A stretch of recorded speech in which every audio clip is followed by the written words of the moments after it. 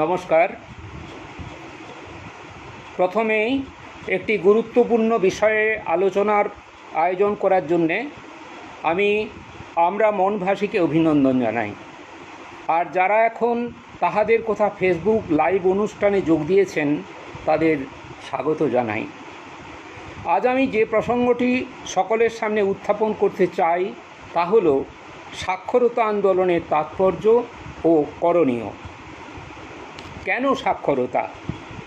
প্রায় ২৫০০ বছর আগে একজন প্রখ্যাত দার্শনিক কুয়ানজু পরামর্শ দিয়েছিলেন, যদি ১ বছরের ফসল চাও তবে ধান বোনো, যদি ১০ বছরের ফসল চাও তবে ফলের গাছ লাগাও, আর যদি ১০০ বছরের ফসল চাও তবে শিক্ষিত করে তোলো তোমার জনসমাজকে। বিশ্বব্যাংকের পক্ষ থেকে ১৯৪টি দেশে সমীক্ষা চালিয়ে দেখা গেছে, দেশের উন্নয়নে পরিকাঠামো অর্থাৎ রাস্তাঘাট যন্ত্রপাতির অবদান প্রায় ১৬%, প্রাকৃতিক সম্পদের অবদান ২০%, আর মানব সম্পদের অবদান প্রায় ৬৪%। আমাদের রামপ্রসাদী গানে আছে, মন রে কৃষি কাজ জানো না, এমন মানব জমিন রইল পতিত, আবাদ করলে ফলতো সোনা। মনের জমিতে চাষ দিতে হয়, আগাছা পরিষ্কার করতে হয়, তাহলে মন উর্বর হয়, সেখানে সোনালি ফসল ফলে। ধারাবাহিক শিক্ষার সূচনা হয় বর্ণ পরিচয়ের মধ্য দিয়ে। একটি প্রচলিত ইংরেজি ছড়া হলো, there is not a single sage whatever his degree who did not start at first with simple ABC। যদি কোনো দেশ কেবল মুষ্টিমেয় মানুষের শিক্ষার সুযোগ করে দেয় আর বিপুল সংখ্যক নরনারীকে নিরক্ষর করে রাখে, তাহলে সে দেশ কখনো উন্নতির উচ্চ শিখরে উঠতে পারে না। কবিগুরু বলেছেন, যারে তুমি নিচে ফেলো সে তোমারে বাঁধিবে যে নিচে, পশ্চাতে রেখেছ যারে সে তোমারে পশ্চাতে টানিছে। এজন্য যখন থেকে বিশ্বে গণতন্ত্রের বিকাশ হচ্ছে, তখন থেকে গণসাক্ষরতার অগ্রগতি ঘটছে। এর সঙ্গে উন্নয়নের সুস্পষ্ট সম্পর্ক আছে। বিভিন্ন সময়ে আমাদের দেশে এবং বিদেশের নানা প্রান্তের সমীক্ষা থেকে দেখা যাচ্ছে, যেখানেই ব্যবহারিক সাক্ষরতা বা প্রাথমিক শিক্ষার প্রসার ঘটেছে, বিশেষত মেয়েদের মধ্যে, সেখানেই শিশুদের বিদ্যালয়ে ভর্তির পরিমাণ দ্রুত বেড়েছে, বিদ্যালয় ছুটের সংখ্যা কমেছে, জনশিক্ষার অনুকূল আবহাওয়া তৈরি হয়েছে, উন্নয়ন সংস্থাগুলির সঙ্গে মানুষের সংযোগ বেড়েছে, মানুষের সমাজ চেতনা বেড়েছে, কমেছে কুসংস্কার, অন্ধবিশ্বাস, ধর্মীয় গোঁড়ামি, কমেছে শিশু মৃত্যু, প্রসূতি মায়ের মৃত্যু, বেড়েছে স্বাস্থ্য চেতনা, পরিচ্ছন্নতা বোধ, গড় আয়ু, বিকশিত হয়েছে সৃজনশীলতা, সাংস্কৃতিক উদ্যোগ এবং বেড়েছে মেয়েদের সামাজিক সম্মান ও সক্রিয়তা। প্রাচীনকালে অধিকাংশ মানুষই লেখাপড়া জানত না, বয়স্ক শিক্ষারও কোনো চল ছিল। রাজকার্য, কাজের বিচারও চলত মুখে মুখে, কিন্তু এখন মুখে মুখে কোনো কাজ হয় না। তাই সকলকে পড়ালেখা শিখতেই হবে। যারা শিখবে না তারা পরনির্ভর হয়ে থাকবে, সমাজের বোঝাতে পরিণত হবে। আজকাল সরকারি নানা সুযোগ সুবিধার কথা, স্বাস্থ্যের নানা দরকারি কথা, দেশ বিদেশের খবরাখবর আমরা সংবাদপত্র থেকে, ছোট ছোট পুস্তিকা, লিফলেট, পোস্টার, নোটিশ থেকে জানতে পারি। পছন্দ মতো নানা গল্প কাহিনী নিজেদের সুবিধা মতো সময়ে নিজে নিজে পড়ে জানতে পারি। লিখতে পড়তে জানলে তবেই এটা সম্ভব।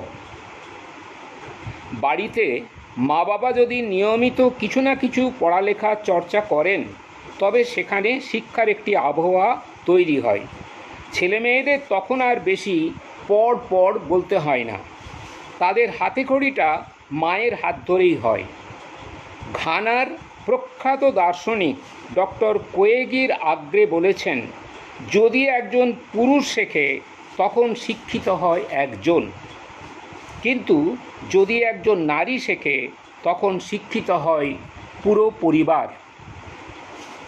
সাক্ষরতার অর্থ। অনেকে সাক্ষরতা বলতে কেবল নামসই করতে পারাকে বোঝেন, কেউ কেউ একে কোনো রকমে পড়তে লিখতে পারাকে বোঝেন, কিন্তু প্রকৃতপক্ষে সাক্ষরতা বলতে বোঝায় ব্যবহারিক সাক্ষরতা বা ফাংশনাল লিটারেসিকে, অর্থাৎ বুঝে শুনে পড়তে লিখতে ও হিসাব করতে পারা সেই ক্ষমতা যা দৈনন্দিন জীবনে কাজে লাগে। ইউনেস্কো 1962 সালে এই সংজ্ঞা দিয়েছে। গণসাক্ষরতাকে ভিত্তি করেই গড়ে উঠতে পারে সকলের জন্য শিক্ষার পরিবেশ, যা থেকে পাওয়া যায় সার্বিক উন্নয়নের দীর্ঘমেয়াদী ফসল। রবীন্দ্রনাথের মতে এটি বর্ণ পরিচয় থেকে বিশ্ব পরিচয়ের সোপান। প্রখ্যাত বয়স্ক শিক্ষাবিদ পাউলো ফ্রেইরিও একই সুরে বলেছেন, literacy is not only to read the word but also to read the world. ফ্রেইরির নেতৃত্বে 1975 সালের সেপ্টেম্বরে পার্সিপোলিসে ইউনেস্কো আয়োজিত একটি বয়স্ক শিক্ষা সম্পর্কিত আন্তর্জাতিক সিম্পোজিয়াম থেকে ঘোষণা করা হয়, সাক্ষরতার অর্থ কেবল পড়তে লিখতে ও হিসাব করতে পারার ক্ষমতাকে আয়ত্ত করা নয়, এর উদ্দেশ্য মানুষের মুক্তি ও তার পূর্ণাঙ্গ উন্নতির পথসন্ধানও। নাট্য বিশারদ বেরটোল্ট ব্রেখটও মুক্তির কাজে শিক্ষাকে ব্যবহার করার জন্য আহ্বান জানিয়েছিলেন, মেহনতি মানুষ ধরো বই, ওটা হাতিয়ার।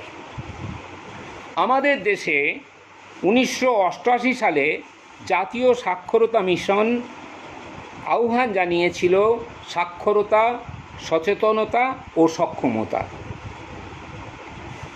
স্বাক্ষর করার প্রক্রিয়া ও পদ্ধতি।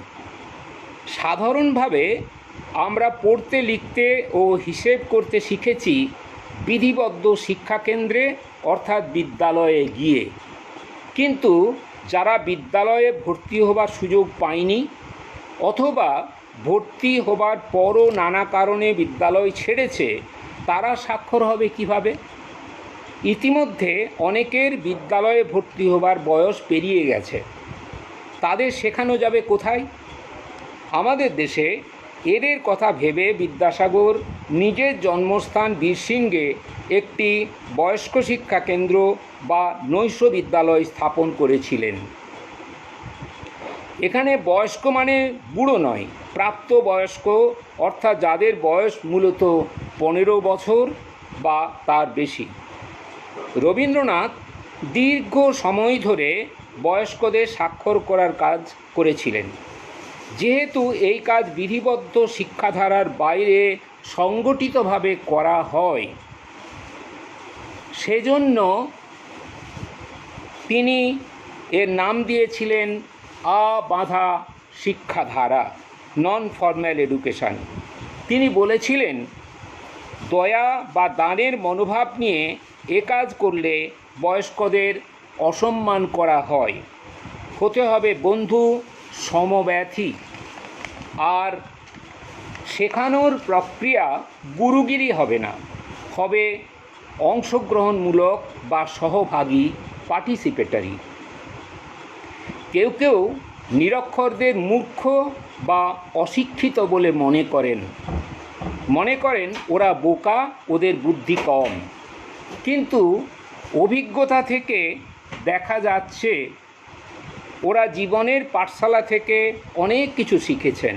ওরা যথেষ্ট বিবেচক, সংসার ও সমাজ সম্বন্ধে দায়িত্বশীল, দ্রুত শিখে নেবার মতো ভাষাজ্ঞান, যুক্তিবোধ ও ধারণ ক্ষমতা ওদের আছে। তবে এই সমাজে শৈশব থেকে বারবার মানসিক আঘাত পেতে পেতে ওদের মধ্যে নৈরাশ্য ও হীনমন্যতা জমাট বেঁধে আছে। ওরা বলেন, আমাদের আর এই বয়সে লেখাপড়া শিখে কি হবে এবং আমরা কি আর শিখতে পারবো? পাউলো ফ্রেইরি একে বলেছেন নীরবতার সংস্কৃতি, কালচার অফ সাইলেন্স।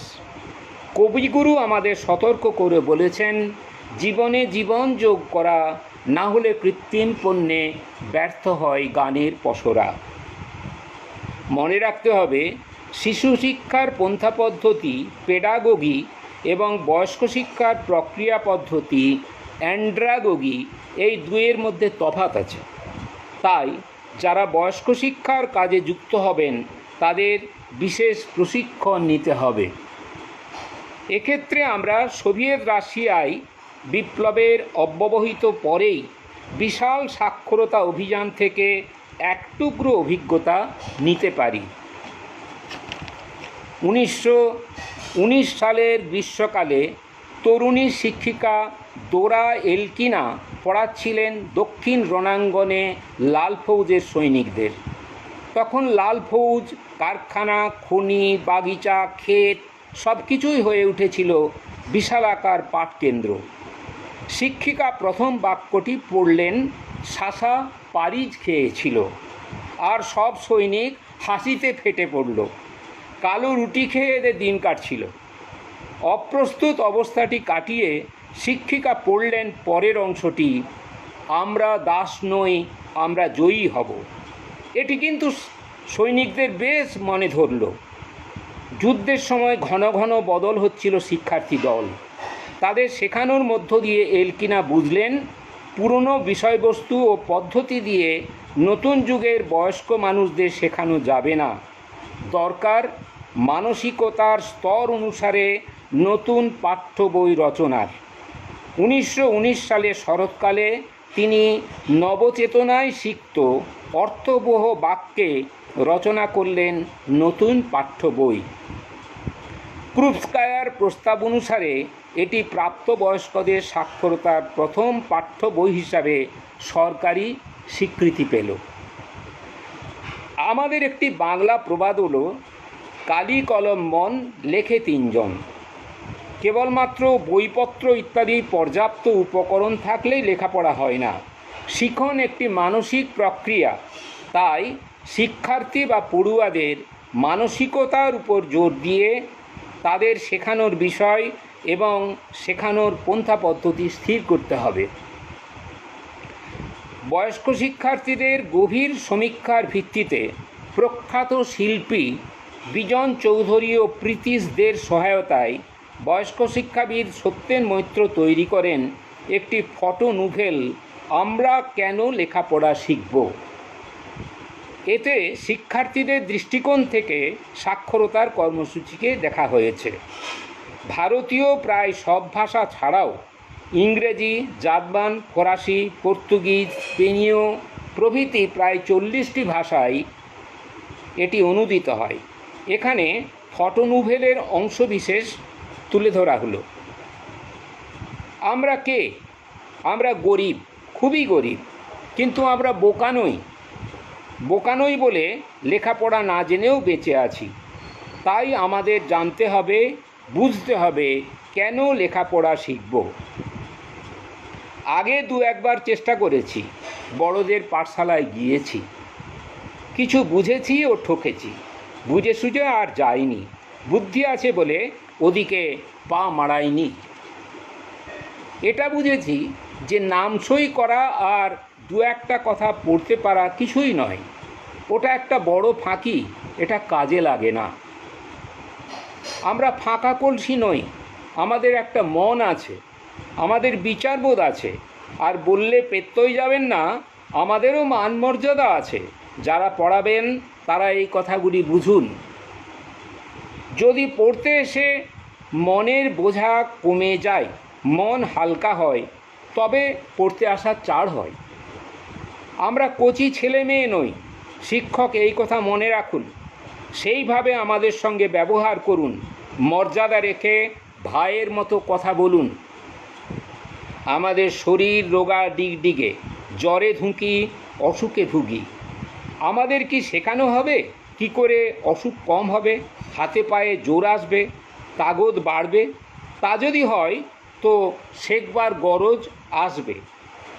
আইনে নাকি আমাদের অনেক সুবিধা আছে, সে আইন আমরা জানি না, জানতে দেয়া হয় না। আমাদের শিখতে এলে আমরা তা কি জানতে পারবো? মেয়েদের কি সুবিধা বর্তেছে তা কি জানা যাবে? আমরা সোজা জবাব চাই।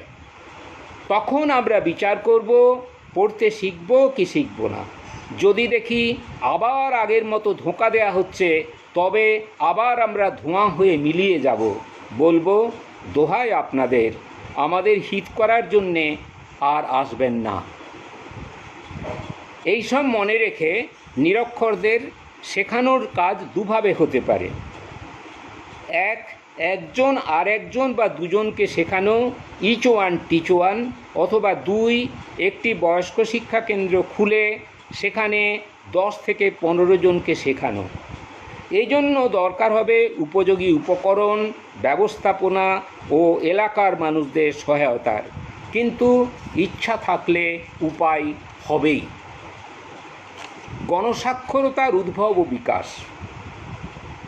বিশ্বে লিপি তথা বর্ণমালার উদ্ভব হয়েছে এখন থেকে প্রায় 5000 বছর আগে, কিন্তু এর ব্যবহার দীর্ঘদিন ধরে সীমাবদ্ধ ছিল বাণিজ্যের ও শাসনের কাজে যুক্ত মুষ্টিমেয় কিছু মানুষের মধ্যে। দাসযুগে বিপুল সংখ্যক দাসকে মিশরে বলা হতো লিভিং ডেড বা জীবন্ত মরা হিসাবে। রোমে এই দাসদের বলা হতো ভোক্যাল ইনস্ট্রুমেন্টাম বা সবাক যন্ত্র। স্বভাবতই এদের জন্য সংগঠিত শিক্ষার কোনো সুযোগ ছিল না। সামন্ততান্ত্রিক যুগেও ভূমিদাস ও প্রজারা ছিল নির্মম শোষণের শিকার। তাদের মধ্যে শিক্ষা প্রসারের কোনো প্রশ্নই ছিল না। অনেক ক্ষেত্রে যেটুকু সীমাবদ্ধ শিক্ষা দেবার প্রয়োজন প্রভু শ্রেণীর স্বার্থানুকূল ছিল, তা নিয়ন্ত্রণ করত গির্জা, মন্দির, মসজিদ প্রভৃতি ধর্মীয় প্রতিষ্ঠানগুলি। আমাদের দেশে শ্রমজীবী মানুষদের অর্থাৎ শূদ্রদের এবং নারীদের যে কতভাবে শিক্ষাসহ বেঁচে থাকা ন্যূনতম অধিকার থেকে বঞ্চিত করা হয়েছে তা আমরা জানি। আমাদের দেশের মহাকাব্য মহাভারতে দেখতে পাই গুরু দ্রোণাচার্য শূদ্র একলব্যকে অস্ত্রশিক্ষা দিতে অস্বীকার করছেন।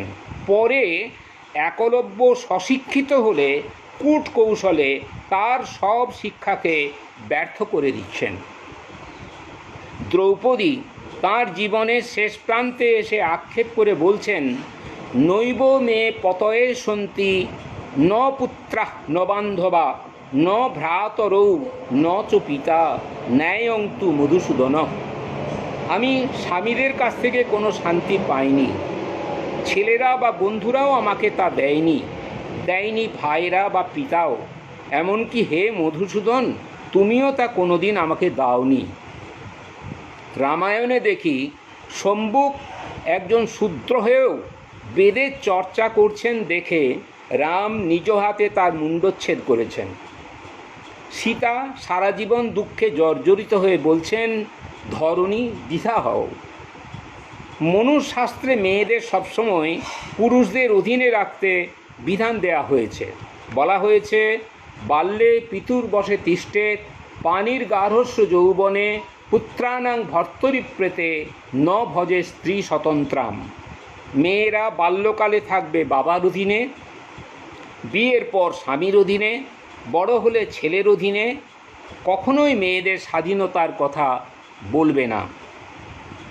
আমাদের দেশে বৌদ্ধ যুগ থেকে কিছু পরিমাণে পাঠশালা শিক্ষার প্রসার ঘটে।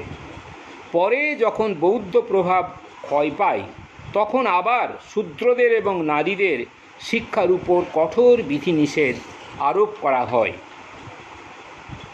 কিন্তু বাণিজ্যের বিস্তার, শিল্পের উদ্ভব এবং পুরনো রাজতান্ত্রিক সমাজ কাঠামোর ক্ষয়ের মধ্যে ইউরোপে যে নবজাগরণের উন্মেষ ঘটল তা সমস্ত পুরনো চিন্তাভাবনা রীতিনীতির ভিতকে কাঁপিয়ে দিল।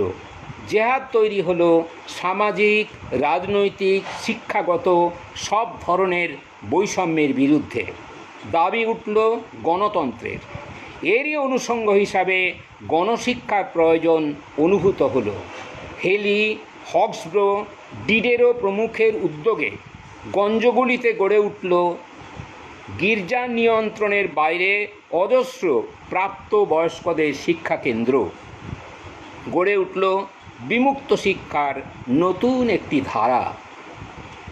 রাজতন্ত্রের জায়গায় গণতান্ত্রিক শাসন ব্যবস্থা যেখানেই কায়েম হয়েছে সেখানেই স্বাভাবিকভাবে গণশিক্ষার অনুকূল পটভূমি তৈরি হয়েছে। গণসাক্ষরতা হয়েছে তার বুনিয়াদ। বিশ্বকোষ রচনা, মুদ্রণ যন্ত্রের প্রসার, ধর্মীয় নিয়ন্ত্রণ থেকে শিক্ষাকে মুক্ত করা প্রভৃতি এক্ষেত্রে অসাধারণ ভূমিকা পালন করেছে। 1789 সালে ফরাসি বিপ্লবের অব্যবহিত পরেই 1791 এবং 1792 সালে দুটি পরিপূরক আইনের মাধ্যমে সেদেশে বিনা বেতনে বাধ্যতামূলক সর্বজনীন প্রাথমিক শিক্ষার ব্যবস্থা করা হয়েছে। 1870 সালে শিক্ষা আইনের সাহায্যে ইংল্যান্ডে জনশিক্ষার দ্বারকে উন্মুক্ত করা হয়েছে। জার্মানিতেও প্রণীত হয়েছে অনুরূপ আইন। গণশিক্ষার ঢেউয়ে প্লাবিত হয়েছে সমগ্র ইউরোপ ও আমেরিকা। অজ্ঞতা ও ধর্মান্ধতা কাটিয়ে দ্রুত উন্নতির পথে পা বাড়িয়েছে France, Britain, Germany, Denmark, Switzerland প্রভৃতি দেশগুলি। এদেশেও তার কিছুটা আঁচ এসে লেগেছে। কিন্তু গণতন্ত্রের নামে ধনতন্ত্র যখন তার প্রভুত্বকে পুরোপুরিভাবে কায়েম করেছে, তখন শ্রমিকদের আন্দোলন ও শ্রমজীবীদের অভ্যুত্থানকে প্রতিহত করার জন্য এই শ্রেণী পুনরায় সামন্ততন্ত্রের সঙ্গে জোট বেঁধেছে, গণশিক্ষার প্রসারকে রোধ করতে চেয়েছে। তৎকালীন রাশিয়ায় জারের শিক্ষানীতি সম্পর্কে টলস্টয় তাই যথার্থভাবেই বলেছিলেন, the strength of the government lies on the people's ignorance. The government knows this and will therefore oppose any true enlightenment. সে সময় ওই দেশের সানডে স্কুলগুলিতে নেমে এসেছিল ভয়ঙ্কর আক্রমণ, যেখানে প্রতি রবিবার শ্রমিকদের স্বাক্ষর ও সচেতন করার নিরন্তর চেষ্টা চালিয়ে যাওয়া হয়েছিল। রবীন্দ্রনাথ তাঁর নিজের জীবনের অভিজ্ঞতা ব্যক্ত করেছেন স্ত্রী শিক্ষা প্রবন্ধে নিম্নোক্তভাবে: কিন্তু মানুষকে পুরা পরিমাণে মানুষ করিব একথা আমাদের সকলের অন্তরের কথা নয়। যখন সর্বসাধারণকে শিক্ষা দেওয়ার প্রস্তাব হয়, তখন একদল শিক্ষিত লোক বলিয়া থাকেন, তাহা হইলে আমরা চাকর পাইব কোথা হইতে। মেয়েদের সম্বন্ধেও সেই একই কথা, যে তারা যদি লেখাপড়া শেখে তবে যে ঝাঁটা বটি ও শিলনোড়া বাবুদের ভাগে পড়ে। 1853 সালে বিদ্যাসাগর বীরসিংহ গ্রামে নিজের বাড়ির বৈঠকখানায় 30 জন কৃষিজীবী প্রাপ্তবয়স্ক নিরক্ষর মানুষদের নিয়ে একটি, সম্ভবত ভারতের মধ্যে প্রথম, নৈশ বিদ্যালয়ের বা রাখাল স্কুল স্থাপন করেন।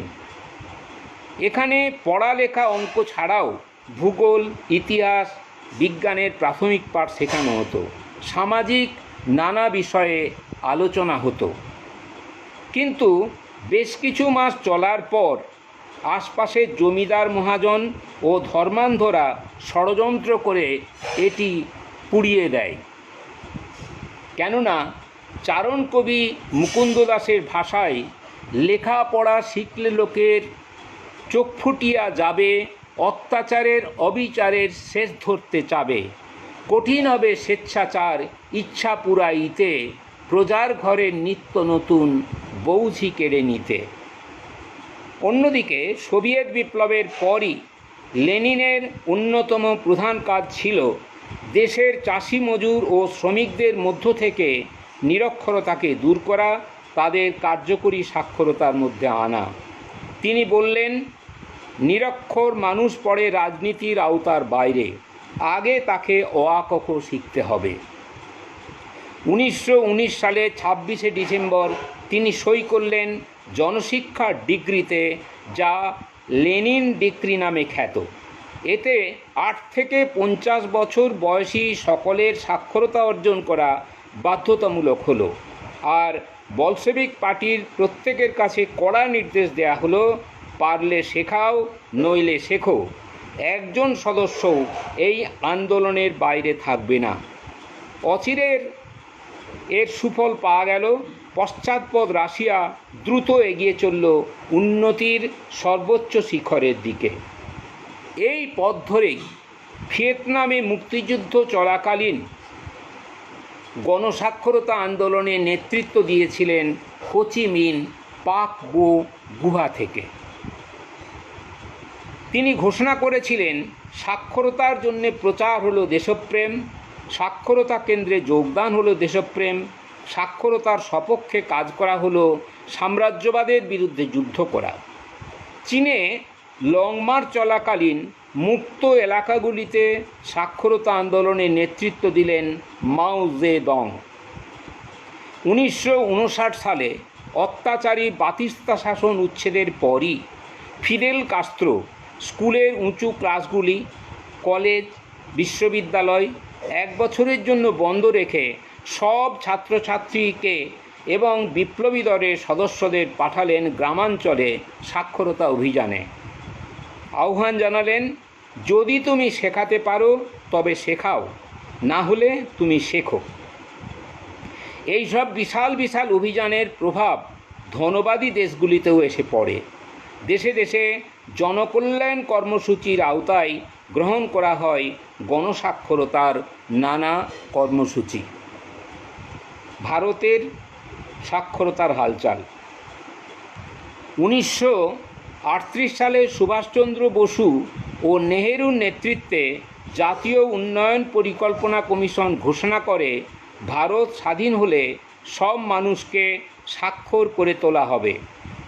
1937 সালে বিহারে নির্বাচিত প্রাদেশিক সরকার গণসাক্ষরতা অভিযান শুরু করে। এর নেতৃত্ব দেন গান্ধীজি এবং ওই প্রদেশের শিক্ষামন্ত্রী সৈয়দ মাহমুদ। স্বাধীন দেশের সংবিধানেও সকলের জন্য শিক্ষার কথা ঘোষণা করা হয়।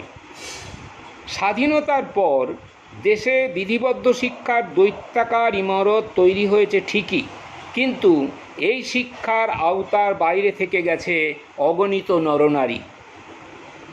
এদেশে জনতা সরকারের আমলে 1978 সালে তৎকালীন শিক্ষামন্ত্রী প্রতাপচন্দ্র চন্দ্রের নেতৃত্বে ভারতের সবথেকে বড় প্রাপ্তবয়স্কদের সাক্ষরতার কর্মসূচি নেওয়া হয়। এর নাম ন্যাশনাল অ্যাডাল্ট এডুকেশন প্রোগ্রাম। এই কর্মসূচি রূপায়ণে সত্যেন মৈত্র, জালালউদ্দিন, অনিল বর্দিয়া, লক্ষ্মীধর মিশ্র প্রমুখ গুরুত্বপূর্ণ ভূমিকা পালন করেন। এর 10 বছর পরে 1988 সালে গঠিত হয় জাতীয় সাক্ষরতা মিশন।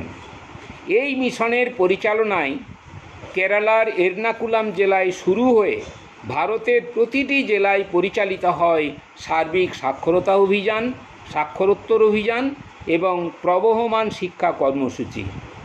এর ফলে কোটি কোটি গরিব, আদিবাসী, সংখ্যালঘু মানুষ লেখাপড়া শেখার স্বাদ পায়। সৃষ্টি হয় বিপুল উন্মাদনার। সে সময় পশ্চিমবঙ্গেও এই কর্মকাণ্ড শহর, গ্রাম, গঞ্জের প্রতিটি প্রান্তে ঢেউ তোলে। এর পরোক্ষ ফল হিসাবে গড়ে ওঠে জনশিক্ষার অনুকূল পরিবেশ। নারীদের মধ্যে দেখা যায় জনজাগরণের জোয়ার। কিন্তু ক্রমে প্রকট হয় সরকারের আমলাতন্ত্র নির্ভরতা, রাজনৈতিক সদিচ্ছার অভাব, স্বেচ্ছাসেবী শিক্ষক শিক্ষিকা সংগঠকদের গুরুত্ব না দেয়া, মূল্যায়নে কারচুপি ইত্যাদি। এগুলির ফলে এই আন্দোলনের মহত্ব অনেকটা নষ্ট হয়ে যায়। 2009 সালে বন্ধ হয় এই কার্যক্রম। তারপর কিছুকাল স্বাক্ষর ভারত নামে চলে একটি নামকা ওয়াস্তে কার্যক্রম, তবে এই মুহূর্তে তাও পুরোপুরি বন্ধ। সারা বিশ্বে এবং ভারতে স্পষ্টভাবে দেখা যাচ্ছে এতদিন জনকল্যাণের নামে সাক্ষরতার ও নানা সামাজিক সুরক্ষার যেসব কার্যক্রম চলছিল, এখন পুঁজিবাদী বিশ্বায়নের নামে অবাধ লুটপাট ও বেসরকারীকরণের আমলে পুঁজিবাদী সরকারগুলি দ্রুত সেসব দায়িত্ব ঝেড়ে ফেলছে। ইউনেস্কো প্রকাশিত ইএফএ গ্লোবাল মনিটরিং রিপোর্ট থেকে দেখা যাচ্ছে সারা বিশ্বে 1990 সাল থেকে 2000 সাল এই 10 বছরে বয়স্ক নিরক্ষরের সংখ্যা কমেছে 11%, আর তার পরের 12 বছরে এই সংখ্যা কমেছে মাত্র 1%। সকলের জন্য শিক্ষা চারটি উপাদানের একটি হলো বয়স্ক শিক্ষা। সেখানে 129টি দেশের মধ্যে ভারত সবসময় 100তম স্থানেরও নিচে রয়ে গেছে। 2011 সালের জনগণনা অনুসারে আমাদের দেশে 7 বছর বা তার বেশি বয়সীদের মধ্যে সাক্ষরতার হার 74.04%, আর 15 বছর ও তার বেশি বয়সীদের মধ্যে নিরক্ষরের সংখ্যা 28 কোটিরও বেশি। বিশ্বের মধ্যে এখন সবথেকে বেশি নিরক্ষরের বাস ভারতেই। সারা বিশ্বের 36% নিরক্ষরের বাস এখানে। অন্যদিকে মার্কিন সাম্রাজ্যবাদের দ্বারা অবরুদ্ধ কিউবার সাক্ষরতার হার 100%, চিলি, আর্জেন্টিনা, ভেনেজুয়েলা, বলিভিয়া প্রতিটি দেশে সাক্ষরতার হার 90%-এর বেশি। এমনকি যুদ্ধবিধ্বস্ত প্যালেস্তাইন, সিরিয়া, ইরাকও সাক্ষরতার হারে আমাদের ছাপিয়ে গেছে। আর আমাদের প্রতিবেশী দেশগুলির মধ্যে চীনের সাক্ষরতার হার 96.4%, শ্রীলঙ্কার 92.6% এবং মায়ানমারের 93.7%। 2011 সালের জনগণনা অনুসারে আমাদের দেশে সর্বোচ্চ সাক্ষরতার হারে থাকা 5টি রাজ্য ও কেন্দ্রশাসিত অঞ্চল হল কেরল, লাক্ষাদ্বীপ, মিজোরাম, গোয়া এবং ত্রিপুরা। অন্যদিকে দেশের সর্বনিম্ন সাক্ষরতার হারে থাকা 5টি রাজ্য ও কেন্দ্রশাসিত অঞ্চল হল অন্ধ্রপ্রদেশ, ঝাড়খণ্ড, রাজস্থান, অরুণাচল প্রদেশ ও বিহার। দেখা যাচ্ছে আমাদের দেশের মধ্যে একেবারে শুরু থেকে সাক্ষরতার হারে সবথেকে এগিয়ে থাকা রাজ্যটি হলো কেরল। এর সুফলও তারা সবসময়ই পাচ্ছে। সেখানে নারীর সংখ্যা পুরুষদের থেকে বেশি, গড় আয়ু বেশি, জন্ম ও মৃত্যুহার সবথেকে কম। দেখেছি এ রাজ্যে রক্তদান শিবিরের মতো ওখানে প্রায় প্রতিটি ক্লাবে, সমাজসেবী প্রতিষ্ঠানে সামাজিক কাজ হিসাবে চালিয়ে যাওয়া হচ্ছে সাক্ষরতা ও তার অনুসারী কর্মসূচি। এবার করোনাকে সফলভাবে মোকাবিলা করেছে একমাত্র এই রাজ্যটি। সাক্ষরতার হারে এগিয়ে থাকা অন্যান্য রাজ্যগুলিও স্বাস্থ্য, শিক্ষা ও উন্নয়নের ক্ষেত্রে যথাযথ সুফল পাচ্ছে। অন্যদিকে যত রোগ ব্যাধি, ধর্মান্ধতা, কুসংস্কার ও অনুন্নয়নের আঁতুড়ঘর হল সাক্ষরতার হারে পিছিয়ে থাকা রাজ্যগুলি। আমাদের রাজ্যে সাক্ষরতার হাল হকিকত। সর্বশেষ জনগণনার তথ্য অনুসারে দেশের সবকটি রাজ্য ও কেন্দ্রশাসিত অঞ্চলের মধ্যে পশ্চিমবঙ্গের স্থান হল 20তম। মোট সাক্ষরতার হার 77.8%। এখানে নিরক্ষরের সংখ্যাও বিপুল, সব মিলিয়ে 1,92,56,000। এর মধ্যে পুরুষদের মধ্যে নিরক্ষরের সংখ্যা 75,80,000 আর কেবল নারীদের মধ্যে 1,15,77,000। 2011 সালের জনগণনার চূড়ান্ত তথ্য অনুসারে পশ্চিমবঙ্গের জেলাগুলিতে নিরক্ষরের সংখ্যা 7 বছর ও তার বেশি বয়সীদের মধ্যে নিম্নরূপ: মুর্শিদাবাদ 20,35,000, বর্ধমান 16,38,000, দক্ষিণ 24 পরগনা 16,05,000, উত্তর 24 পরগনা 14,43,000, মালদহ 12,93,000, নদিয়া 11,62,000, পশ্চিম মেদিনীপুর 11,50,000, উত্তর দিনাজপুর 10,32,000, বাঁকুড়া 9,45,000, জলপাইগুড়ি 9,12,000, হুগলি 9,08,000, পুরুলিয়া 8,95,000, বীরভূম 8,95,000, হাওড়া 7,22,000, কোচবিহার 6,24,000, পূর্ব মেদিনীপুর 5,85,000, কলকাতা 5,69,000, দক্ষিণ দিনাজপুর 4,04,000 এবং দার্জিলিং 3,38,000। আমাদের রাজ্য সরকারের পরিচালনায় বহুদিন থেকে একটি জনশিক্ষা প্রসার বিভাগ আছে। প্রতি বছর এর জন্য বাজেট বরাদ্দও হয়। এখানে একজন দায়িত্বপ্রাপ্ত মন্ত্রী, সচিব, অধিকর্তা, বহু আধিকারিক, কর্মী, গাড়ি সব কিছু আছে। নিয়মিত বেতন ভাতা, যানবাহনের জন্যও যথেষ্ট ব্যয় হয়। কিন্তু এই বিভাগ বর্তমানে একটিও সাক্ষরতার প্রকল্প বা একটিও সাক্ষরতার কেন্দ্র পরিচালনা করে না। তবে 1990 সালে দেশব্যাপী সাক্ষরতা অভিযানের সূচনা থেকে প্রায় 1 দশক ধরে এই বিভাগ খুবই গুরুত্বপূর্ণ ভূমিকা পালন করেছে। কিন্তু পরবর্তীকালে আর সেই উদ্যমকে ধরে রাখা হয়নি।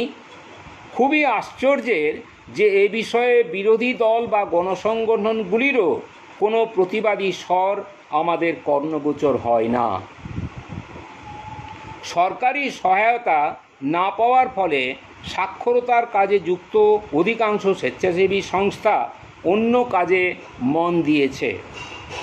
এর মধ্যেও যে কটি সংস্থা কিছু না কিছু সাক্ষরতার কাজ করে চলেছে সেগুলি হলো সত্যেন মৈত্র জনশিক্ষা সমিতি, আনন্দ সমিতি কসবা, রামকৃষ্ণ মিশন লোকশিক্ষা পরিষদ নরেন্দ্রপুর, ঝাড়গ্রাম মহকুমা জনশিক্ষা প্রসার সমিতি, Indian adult education association Paschimbanga রাজ্য শাখা এবং বঙ্গীয় সাক্ষরতা প্রসার সমিতি।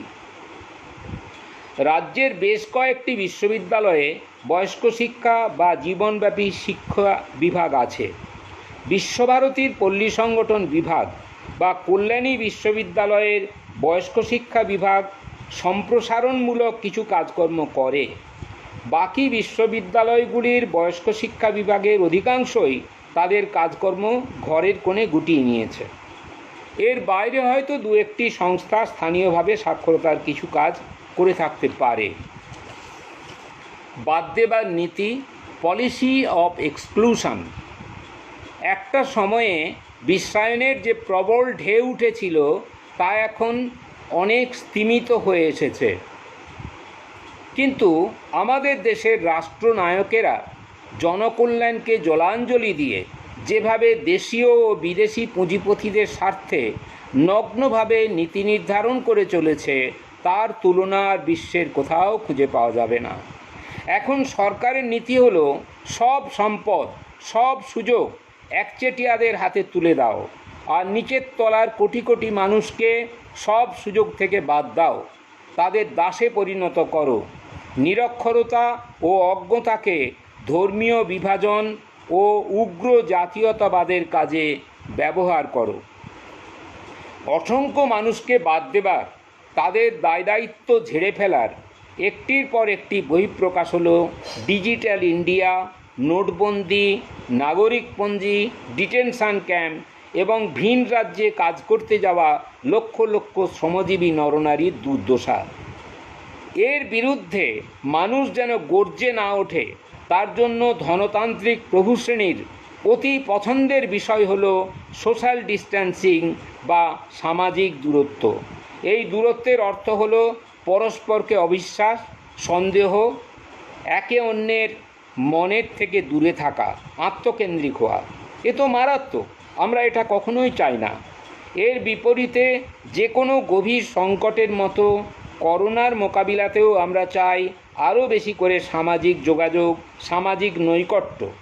তবে জীবাণুর সংক্রমণ যাতে না ঘটে সেজন্য আমাদের শারীরিক দূরত্ব, ফিজিক্যাল ডিস্ট্যান্সিং অবশ্যই বজায় রাখতে হবে। বিশ্ব স্বাস্থ্য সংস্থা, ওয়ার্ল্ড হেলথ অর্গানাইজেশনও বারবার শারীরিক দূরত্ব শব্দবন্ধটিকে ব্যবহার করতে বলছে। অথচ অবাক হই যখন দেখি সাম্রাজ্যবাদী গণমাধ্যমের তৈরি সামাজিক দূরত্ব শব্দবন্ধটি অবাধে বামপন্থী সহ সব দলগুলি ব্যবহার করে চলেছে। অনুরূপভাবে পুঁজিবাদ নিয়ন্ত্রিত গণমাধ্যমের দ্বারা সৃষ্ট আরেকটি শব্দবন্ধ হল পরিযায়ী শ্রমিক। এরা তো আমাদের দেশেরই কোনো না কোনো রাজ্যের যুবক যুবতী, যারা ভিন রাজ্যে কাজ করতে গিয়েছিল, আবার করোনা সংকটে নিজের রাজ্যে ফিরছে। তাহলে কেন আমরা ওদের ভিন রাজ্যে যাওয়া শ্রমিক বা কর্মী বলবো না?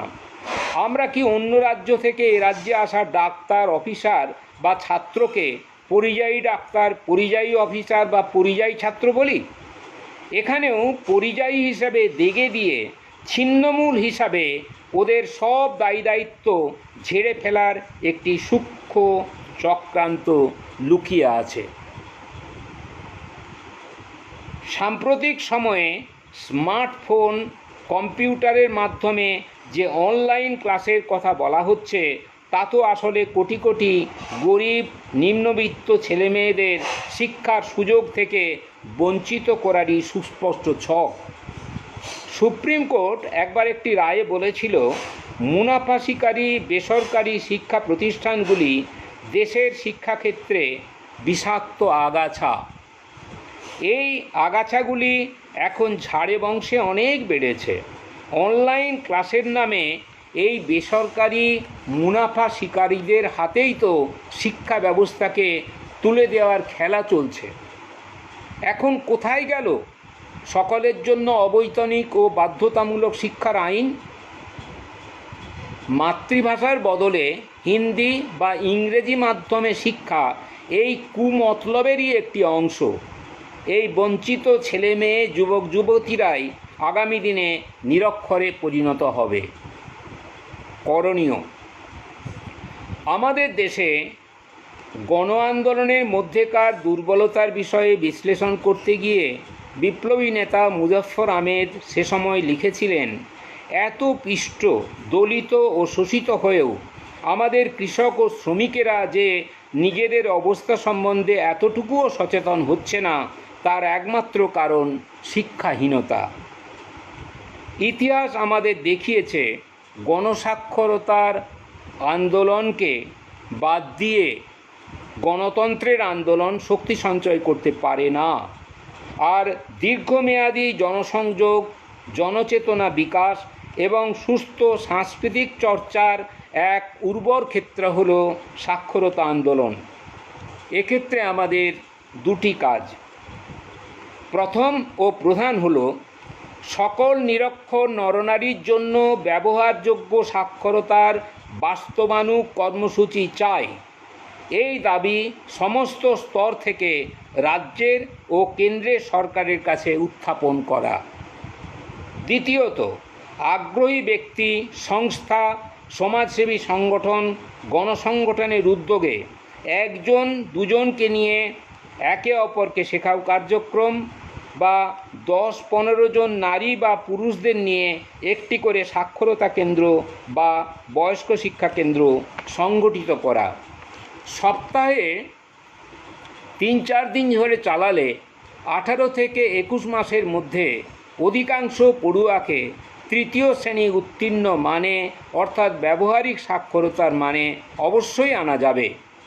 সঙ্গে সঙ্গে চলবে নিয়মিত চেতনা বিকাশ ও সাংস্কৃতিক চর্চার কাজ। তখন প্রতিটি সাক্ষরতা কেন্দ্র পরিণত হবে সাংস্কৃতিক বিকাশ কেন্দ্রে। সাক্ষরতার কাজে আমরা কিভাবে সাহায্য করতে পারি? সাক্ষরতার ক্ষেত্রে একটি গুরুত্বপূর্ণ সংস্থা হল সত্যেন মৈত্র জনশিক্ষা সমিতি।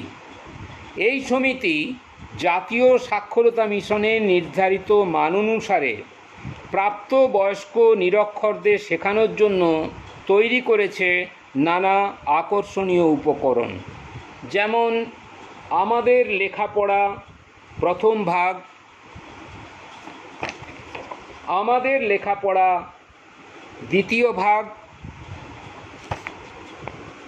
আমাদের লেখাপড়া তৃতীয় ভাগ। যদি কোনো স্বেচ্ছাসেবী সংস্থা, প্রতিষ্ঠান বা গণসংগঠন সাক্ষরতার কর্মসূচি নেয়, তবে আমরা এই সমিতির পক্ষ থেকে বিনা পয়সায় আগ্রহীদের 3টি সহায়তা দিতে পারি। 1. সাক্ষরতার কর্মসূচি তৈরির বিষয়ে পরামর্শ দেওয়া। 2. আগ্রহী শিক্ষা সহায়ক, সহায়িকা এবং সংগঠকদের প্রশিক্ষণ দেওয়া। 3. পড়ুয়াদের চূড়ান্ত মূল্যায়ন করা। এছাড়া যতক্ষণ পর্যন্ত মজুদ থাকবে ততক্ষণ আমাদের লেখাপড়া প্রথম ভাগ, দ্বিতীয় ভাগ ও তৃতীয় ভাগ বিনা পয়সায় দেয়া। সমিতির ঠিকানা হল 2-14 চিনার পার্ক, রাজারহাট রোড, কলকাতা 157। দূরভাষ 8420607633, 8420607633।